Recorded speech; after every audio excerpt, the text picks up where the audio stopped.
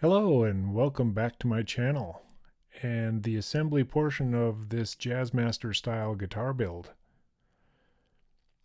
Glad you came back to join us. I've sped up the video a little bit here to make it shorter as my assembly skills were not very quick. That'll give me the opportunity to talk about some of the challenges of this build,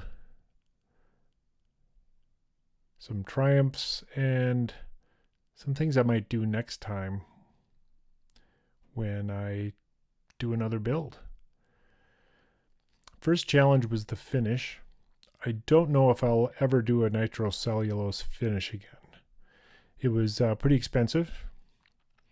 It was time consuming, probably more than a polyurethane finish. I'm not happy with the durability. I've got a couple scratch marks already on the build and on the body, and I want to probably buff those out. The finish itself turned out pretty well since it was my first time doing one of these finishes. My last guitar build for the bass guitar was a hand rubbed finish, and so I'm pretty pleased with how it turned out, especially this matching headstock color turned out pretty well as well. Here I'm putting in the Wilkenson tuners. They are stagger tuners, which I put on wrong. So you will not see the part where I take them off again as I'm stringing the guitar. That was my mistake of not researching how to put these in. The bottom two poles and the top two poles are different lengths, and you have to have, and I had them opposite. There's also two holes in each pole piece in which to put the strings, so you can put in whichever preferred you want. I don't think I'm putting in the string trees. I've got some TUSQ string trees, but I don't think I'm going to put them in because you'll see later how the stringing turns out. I did a short video early on in this series on spending time on the frets. I spent a lot of time on the frets. They were in pretty good condition. This kit was very well prepared at the factory, except for the body. So the neck was pretty good, but I did spend some time on the frets, and I replaced the nut with a TUSQ nut, which I had to do a little bit of filing to get the TUSQ nut in to fit in the old slot. One of the other things I think I would do different is get a different body, a different type of wood for a body for the next kit, because this one was a mahogany type, but it was pretty soft, so it dented pretty easily.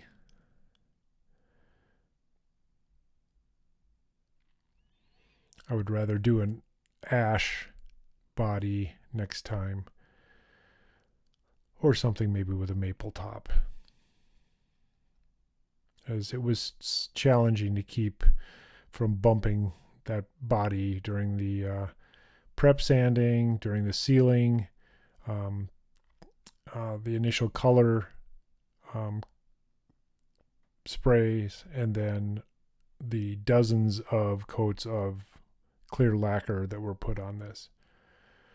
I didn't record the body finishing because it went over several months during the winter.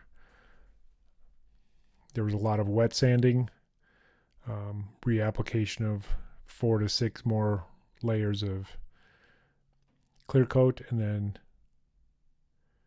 some additional layers, additional wet sanding, and continued coats.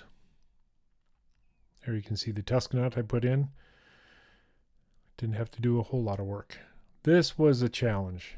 Due to the finish, some green filler and other things that got in the holes, I had to find the proper size drill bit to kind of bore out these holes so I could pound these in. Also, when pounding these in, I did get a few finish check marks, cracks. They're not noticeable unless you go really close, But this was a scary portion of the build, trying to get these in. The mallet seemed to be the best way to go. You can see that scratch on the left. I'm hoping to buff that out, wet sand that out, and polish it up.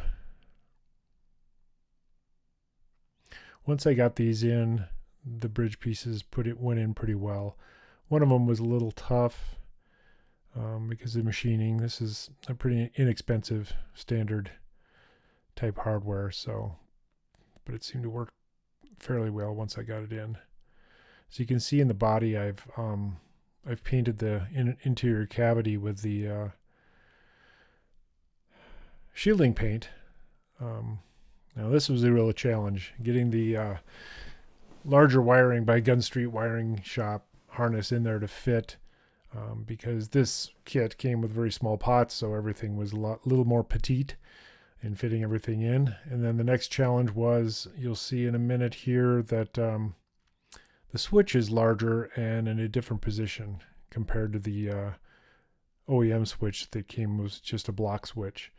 The one that's on here is much more like on a Telecaster or a real JazzMaster, and I had to take everything out and take a drill bit to the area underneath the selector switch to take out some wood to make some room for it so this thing would fit. As you can see here, I took the drill and did a little Angry Beaver work on it, chewing off a little bit of the wood, just enough to accommodate that switch.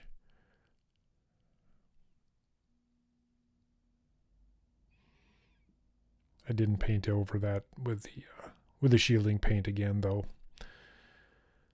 Then the assembly, getting the pick guard on. All the holes seem to match up pretty well, which is a nice thing. Some kits don't pre-drill their holes. They will allow you to do so. I'm glad that this one was pre-drilled.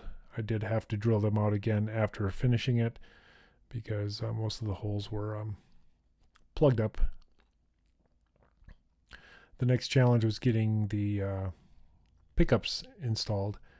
There's pre-drilled holes with that, and I put foam backing on the P90s to help secure or stabilize them.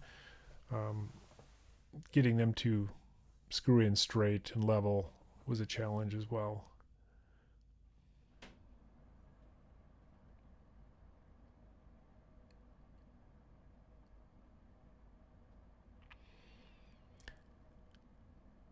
The other challenges I had were the actual spraying of the body. I didn't have a booth.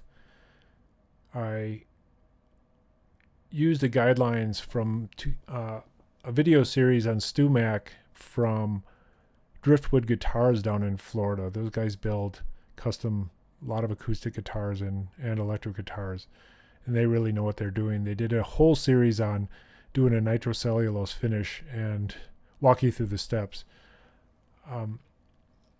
The challenge was I didn't have a booth, so I had to worry about blowing debris. I did all my spraying outside. I did use a mask because the nitrocellulose is pretty nasty stuff. You don't want to breathe it. But here you can see I put in the P90 pickups, and I used the standard ones that came with the kit. Maybe down the road I'll replace them with something more expensive, but that'll set you back quite a bit. Now I'm going to start positioning the neck, showing my tuners there, and the TUSQ nut. And the neck fit pretty well. I didn't have to do anything. I was really surprised. Once I cinched it down, everything seemed really straight. And when I put the strings on, I didn't have to do a whole lot of adjusting. I think it's pretty well intonated right now. I have not intonated it. I might do a video later on the sound and such, but here's what it looks like finished.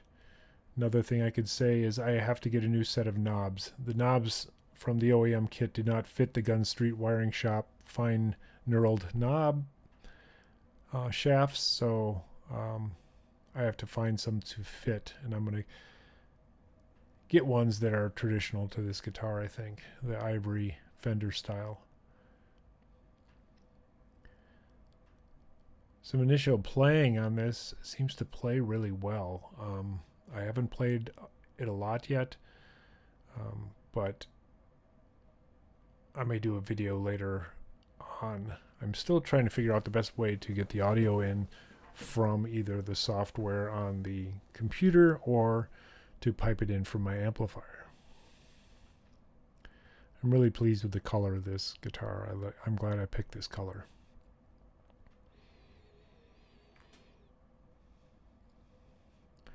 So here's the completed guitar.